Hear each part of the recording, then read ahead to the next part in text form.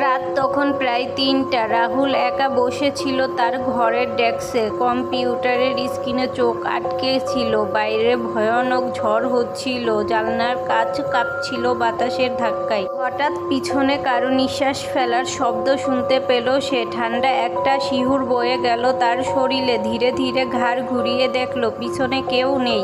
সে আবার কাজে মন দিল, কিন্তু এবার স্পষ্টভাবে শুনতে পেল ফিসফিস, রাহুল। সে চমকে উঠে তাকাতেই দেখল তার কম্পিউটারের স্ক্রিনে প্রতিফলিত হচ্ছে একটা বিকট মুখ, কুৎসিত গভীর ফাঁকা চোখ, এক সাদা ছায়া তার ঠিক পিছনে দাঁড়িয়ে আছে।